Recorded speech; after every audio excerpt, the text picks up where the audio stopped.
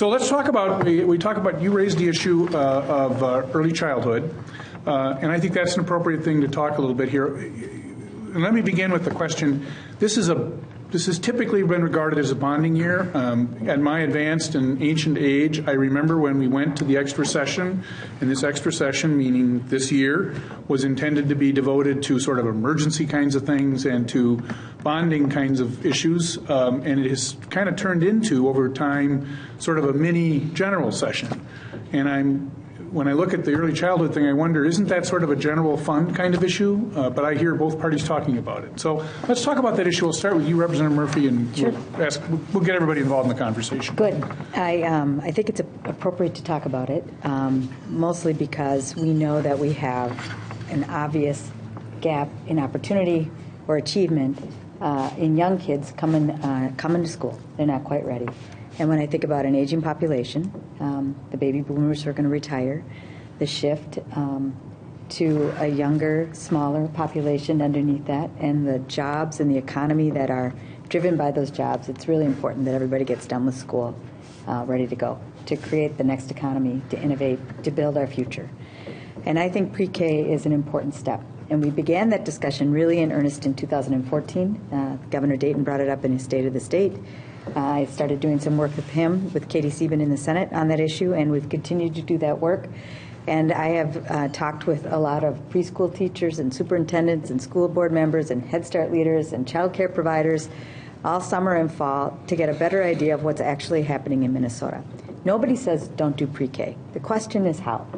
And I think we will continue to talk about it this session. I would love to make some progress, but what's most important is that we build support for this idea of pre-K and a better investment in our kids, especially in my tenure, because I've been here almost entirely in the legislature during periods of deficits and the Great Recession. We've got kids waiting for child care. We've got kids on waiting lists for Head Start. We've got kids on waiting lists for pre-K. We're not doing right by our kids, right? We could do a better job, especially for kids who are at risk, not just because they're poor, but because they have some risk factor, documented by the ACE studies. And if we really want to propel our future, we need to do our very best job for those kids. And we'll have that discussion this session, and if we don't get it done, then we'll continue into the next session until we convince enough Minnesotans that it's the right thing to do, and we'll get it done. Representative Dean, your thoughts? Well, I was just at a daycare center in White Bear Lake, and I talked to a provider who was there for 26 years. So she's now seeing the kids that she started with, so second generation. And I said, what's changed in that amount of time? And she said, this was 4-year-olds. And she said, I switched from babysitting to kindergarten, over that time, the structure, the learning. And she said the other thing is that kids used to get behind and fall behind a little bit.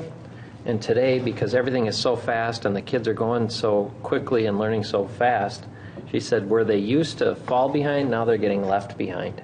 So you have really kids starting first grade and starting kindergarten who, if you're behind, you can't catch up. And I think that has been correctly noted.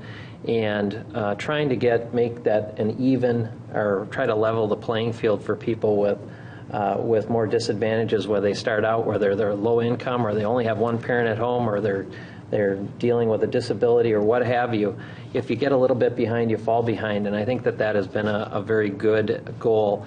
However, I think that the governor's plan to sort of make this universal across the state, all day pre-K, then all day 4-year-olds, then all day 3-year-olds, and kind of moving that direction through our public schools. The schools just aren't ready for that. The taxpayers can't pay for that. And frankly, many areas don't want that because they have more choice. And in many areas of the state, most of the 4-year-olds really need a lot of help. Some of the other areas, the moms and dads can kind of take care of that. So I think treating the entire state the same way is not a good answer. We can't afford it. But I also know that, I remember back from school when the teacher said something was going to be on the test, I would always write it down because it was going to be on the test. So when the governor keeps talking about this, I assume that this is his most important thing, that it's going to be on the test. So I'm going to pay attention to that because it's his most important thing. Well, yeah, and I don't want to. Normally, I try to avoid getting in the middle of this thing, so I'm stepping into this with some trepidation. But I will say I've been reading with great interest Art Rolnick's comments, and of course, Art, former head of the local Federal Reserve here, has been just very instrumental in kickstarting this whole conversation about pre-K. And he seems to be much more enthusiastic about at-risk kids than he is about extending it throughout the entire state. Am I reading him correctly in his comments? I think in the business community has really picked up on that. The Minnesota Chamber in particular has really made that a key priority, and some of the other folks who picked up that mantle have done a good job in really taking that message out that there is a need there, but it's not the same need for all kids across the state. We have dueling arts. We have Arthur Reynolds and we have Art Rolnick, right? And they have different perspectives. And the thing that I think is important and where I challenge Art Rolnick is who's at risk, what children are at risk. And most of the time when I hear my colleagues talk about this, they talk about low-income kids, which is certainly a risk factor. It's not the only risk factor. And so I think if we're going to start assessing risk, then we better understand what that is. And if we're going to think about poverty, we know lots and lots of kids are coming to school free and reduced lunch. They're already at that level. Mm-hmm. And they're going to learn better they're going to have a better environment. And listen to educators. They will tell you this over and over again. The environment, the teaching environment, that pre-K environment is going to be better when kids from different income levels, different backgrounds are in that classroom together. Let me add to that. Anoka Hennepin School District had targeted 4-year-old preschool programs that and first of all, you're right. Everybody uses this at-risk word like it's the next best thing, at-risk. Well, what define at-risk? Everybody has a different definition of what at-risk is. And all my years in early childhood, and to see actually 4-year-olds coming in and getting a head start, and I just noted all the different partnerships that exist within the preschool world. But they started to close that achievement gap by the time they got in first and second and third grade. And you saw that. Matter of fact, the benchmarks, and Jim, you know this because you when you were in the state legislature, you were there at every time we were talking about where we at with the achievement gap. And we showed that with good, consistent teaching and good, consistent parent participation, you saw those achievement gaps actually decrease. Here's the thing that's come out of last year's discussion.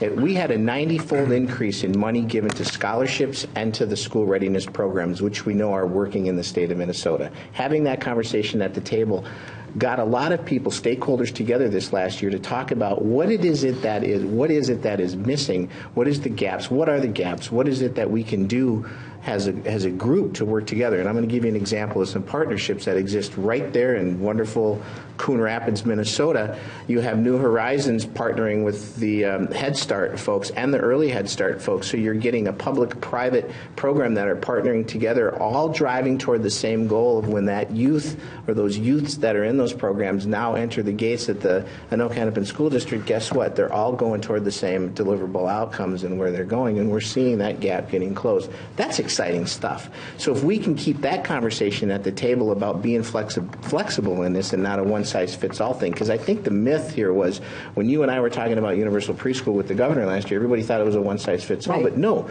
there was flexibility, there was volunteering, and then it was a voluntary program. Absolutely. You look at all the different programs that are out there, ECFE, ECSE, School Readiness, Head Start, PIP, KIP, then you got the private, you got some non-privates, and you also have the Kith and Kin programs that are out there as well. And so it's like, how do you get all those together so that we're driving towards some deliverable outcomes?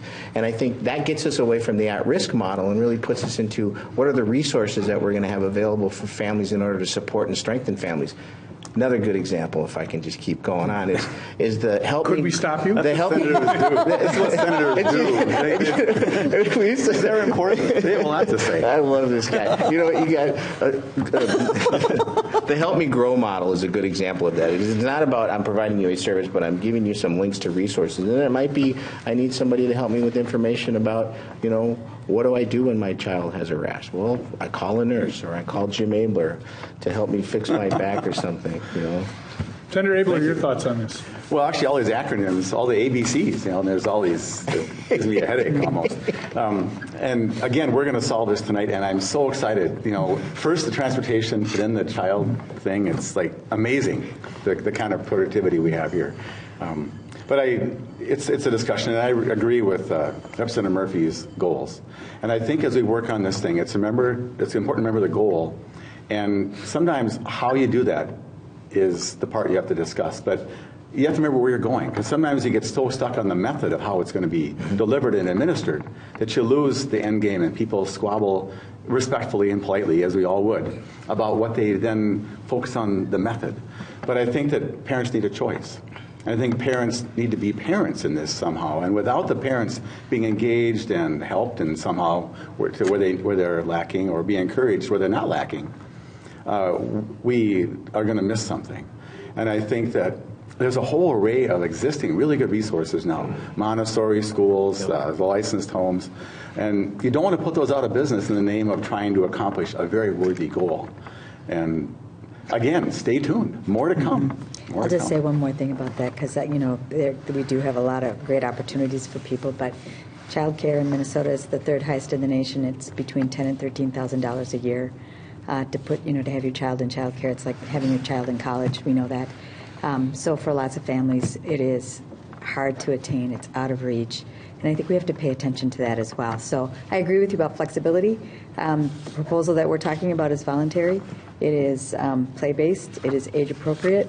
And we'll have this discussion, but I think it's important for our future, and I'm really glad we're devoting so much time to the conversation of pre-K tonight. And if I'm not mistaken, but wasn't there a whole stakeholders group that included the private-public partnership folks in the conversations, your school, but your community education folks that were part of that? Sure. I mean, there was a large group of people that were having conversations this And past it will year. continue. Is that right? Yeah. And it Okay. will continue.